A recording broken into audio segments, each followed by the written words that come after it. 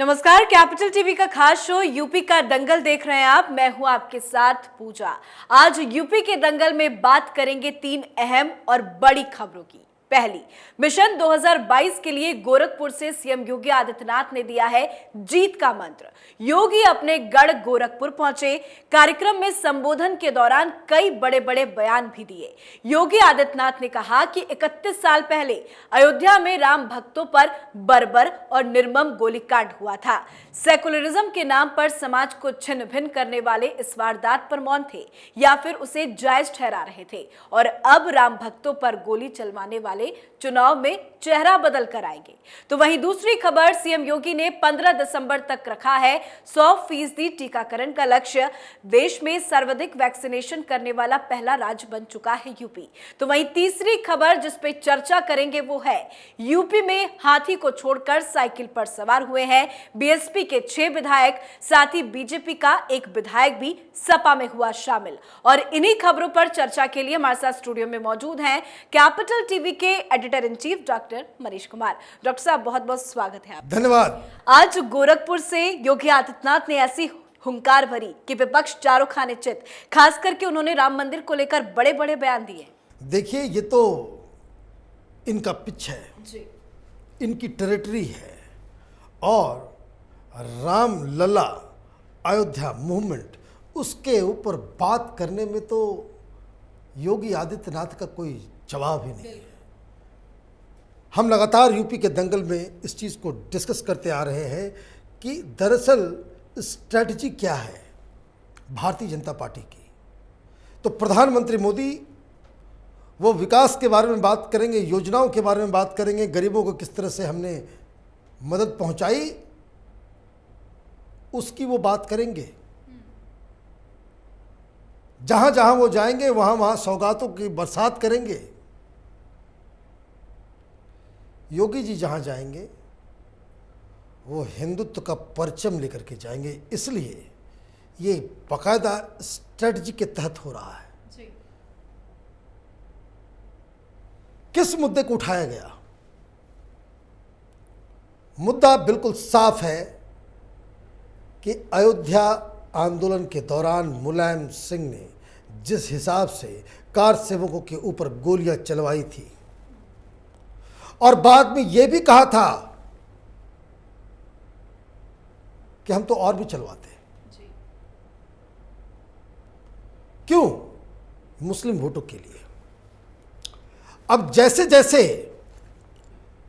ये पूरा चुनाव अपने, उसको कह सकते हैं कि पीक पे पहुंचता चला जाएगा, जो अब साफ साफ दिख रहा है।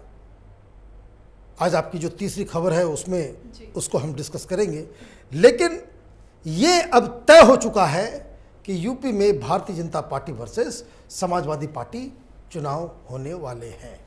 बाकी सब लोग, वो लोग अपना परफॉर्मेंस करेंगे, सब कुछ करेंगे, लेकिन ये आगे चल रहे हैं। तो इसका मतलब यह है कि मुस्लिम वोट एक मुश्त जो है वो समाजवादी पार्टी की ओर जाएगा।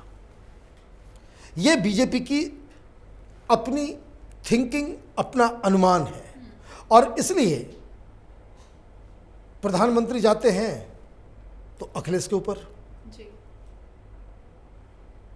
अमित शाह जाते हैं अखिलेश के ऊपर, प्रियंका वाड्रा आम आदमी पार्टी मायावती के ऊपर कोई बात कहने की आवश्यकता नहीं लग रही है इनको।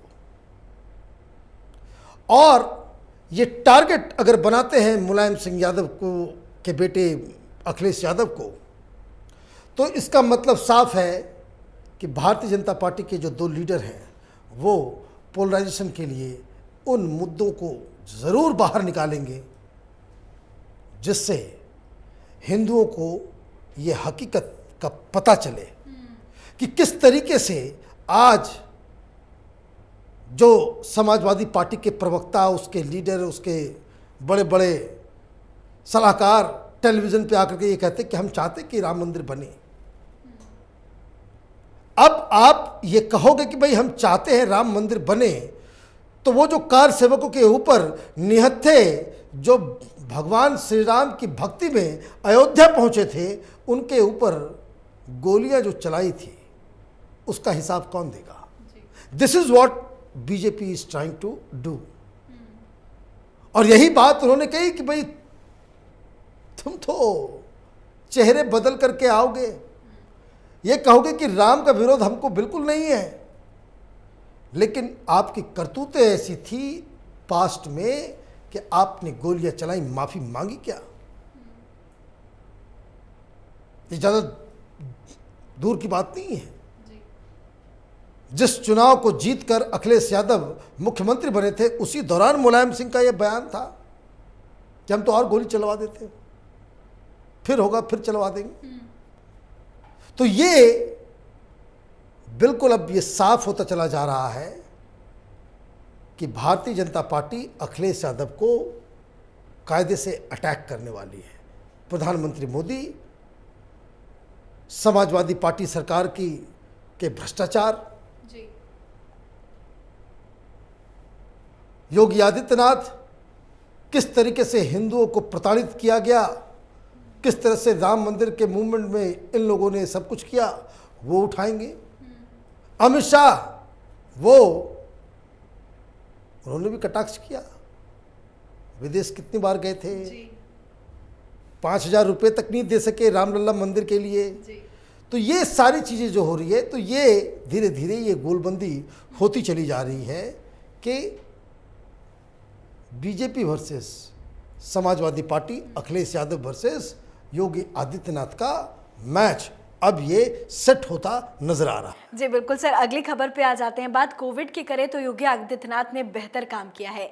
वैक्सीनेशन के मामले में भी यूपी नंबर 1 है। अब उनका नेक्स्ट टारगेट 15 दिसंबर का है, जब 100% वैक्सीनेशन का वो टारगेट लेकर चल रहे हैं। अब देखिए, इस बात को तो लगातार हम लोग इसको डिस्कस करते चले आ रहे थे कि दिसंबर से पहले योगी आदित्यनाथ जितने भी एडल्ट पॉपुलेशन है 18 साल से ऊपर जिनका टीकाकरण हो रहा है, उसमें वो 100% टारगेट लेकर के चल रहे हैं।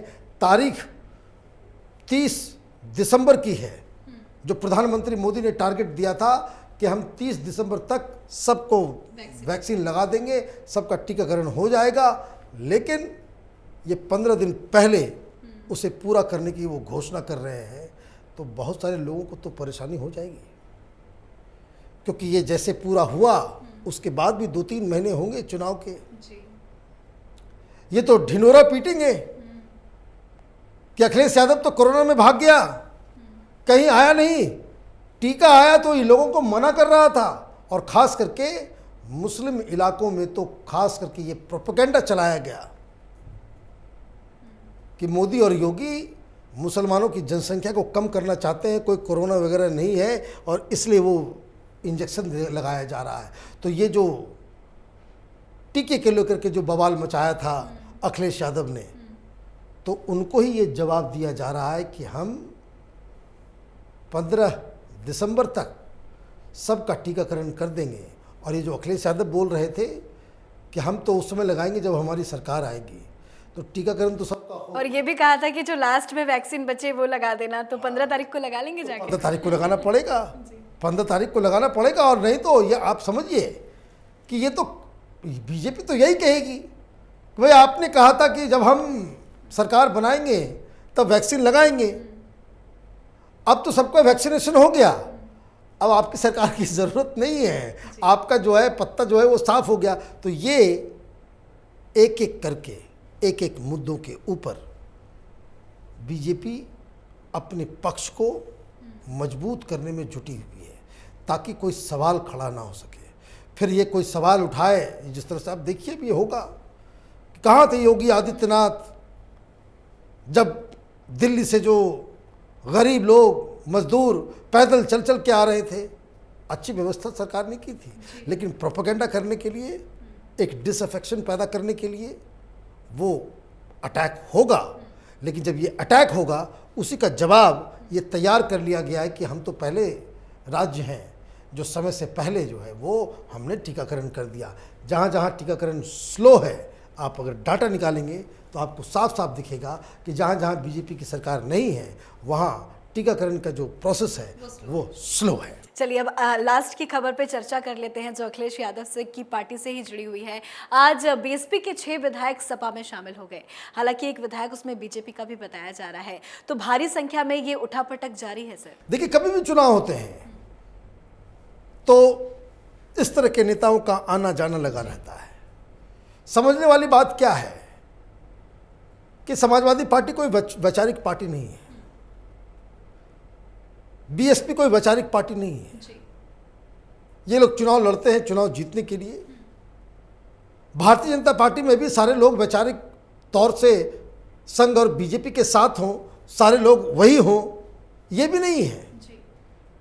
आपको इस तरह के एमएलए ज़रूर मिल जाएंगे कि जिनका एक ही ध्येय होता है कि उनको नेतागिरी करनी है, उनको एमएलए बनना है, पार्टी कोई भी हो चलेगा। ये बेसिक मानसिकता है। उनको विचारधारा से नहीं मालूम उसे उनको क्या मोदी सरकार कर रही है, गरीबों को क्या सहायता हुई है, क्या योजनाएं आ रही है, वो सब कोई लेना देना नहीं। वो सिर्फ एमएलए बनना चाहते हैं। अब जब चुनाव आता है तो क्या होता है, ये जो 6 लोग बीएसपी से आए, सारी जगह खबरें बताई जा रही, लेकिन बहुत छोटे से लाइन में बता दिया जा रहा है, ये वो 6 विधायक हैं जिन्हें मायावती ने निकाल दिया था, निष्कासित। वो ना घर के रहे थे ना घाट के रहे थे, और इन लोगों ने बीजेपी में आने की कोशिश की होगी, वहाँ से रास्ता बंद हो गया तो भी वो समाजवादी पार्टी में आए। और समाजवादी पार्टी के लिए क्या ज़रूरत है, वो इस तरह का हवा बनाने में जुटी हुई है समाजवादी पार्टी कि योगी आदित्यनाथ को कोई चैलेंज कर सकता है तो वो अखिलेश यादव है। तो इनका पर्पस इससे सॉल्व हो रहा है कि देखिए अब सब जगह से लोग भाग भाग के समाजवादी पार्टी में आ रहे हैं, इसलिए समाजवादी पार्टी का जो है वो चांसेस ज़्यादा है, समाजवादी पार्टी सरकार बना लेगी। बीजेपी का भी एमएलए अभी एक आया है, अभी और बहुत सारे आएंगे। क्यों आएंगे? 150 एमएलए का टिकट कटने वाला है। बिल्कुल, आपने पहले ही कहा था 150 टिकट जो है वो कटने वाला है। वो उनमें से आप ये समझ लीजिए 30-40 जरूर ऐसे होंगे जो इस कैटेगरी में होंगे कि उनको एमएलए बनना है, चाहे वो बीजेपी बनवा दे या समाजवादी लगा दे, या उनको अब जिन जिन लोगों को ये समझ में आ रहा है कि भाई हम तो 5 साल कोई काम नहीं किए, ये कैसी पार्टी है, हिसाब मांग रही है, तो वो जो पत्ता कटेगा तो ये लोग क्या करेंगे, ये लोग ट्राई करेंगे कि जहाँ से हमको टिकट मिल जाए। तो बीजेपी के बाद कोई पार्टी अगर है वहाँ पे तो समाजवादी पार्टी है, तो वो उसके पास वो चले आएंगे कि हम चुनाव लड़ेंगे, चुनाव जीतेंगे। समाजवादी पार्टी के लिए क्या होगा कि देखिए अब बीजेपी को छोड़ छोड़ के लोग आ रहे हैं जी, उनको एक मुद्दा मिल जाएगा, उनको मुद्दा मिल जाएगा। ये माने आप ये समझिए कि ये कैंपेन का एक हिस्सा हो जाएगा कि देखिए सारे लोग छोड़ छोड़ के हमारे पास आ रहे हैं, मतलब हम चुनाव जीत रहे हैं। तो ये राजनीति का एक खेल है। इस तरह के एमएलएस के आने जाने से ज़्यादा कोई फर्क पड़ता नहीं है। फर्क पड़ता है उससे कि किस तरह का लीडर पार्टी बदल रहा है। क्या वो लीडर भारतीय जनता पार्टी के साथ जब वो स्टूडेंट राजनीति करता था तब से अब तक था, किसी मुद्दे पे वो पार्टी छोड़ रहा है या सिर्फ टिकट पाने के लिए छोड़ रहा है। अगर वो सिर्फ टिकट पाने के लिए छोड़ रहा है तो जमीन पे जरा सा भी कोई फर्क नहीं पड़ता, लेकिन किसी मुद्दे किसी विषय को लेकर के वो पार्टी से अलग होता है, तब वो मुद्दा बनता है, तब इसका असर जमीन पे भी होता है। जी बिल्कुल, और बीजेपी की सरकार में रहना है तो परफॉर्मेंस तो देना ही होगा। देना ही पड़ेगा। जी बिल्कुल, बहुत बहुत शुक्रिया सर बातचीत करने के लिए। तो उत्तर प्रदेश में होने वाले विधानसभा चुनाव से पहले समाजवादी पार्टी ने बहुजन समाज पार्टी को बड़ा झटका दिया। बीएसपी के 6 निलंबित और बीजेपी के 1 विधायक ने एसपी की सदस्यता ली। इन सभी विधायकों ने एसपी अध्यक्ष अखिलेश यादव की मौजूदगी में पार्टी की सदस्यता ग्रहण की है। तो चुनावी दंगल में उठापटक जारी है। हर एक दिन नई नई अपडेट सामने आ रही है जो आप तक हम पहुंचाते रहेंगे। देखते रहिए विधानसभा चुनाव से जुड़ी हर अपडेट के लिए कैपिटल टीवी का खास शो यूपी का दंगल, और उत्तर प्रदेश के हर छोटी बड़ी खबरों के लिए देखना ना भूले कैपिटल टीवी उत्तर प्रदेश। नमस्कार।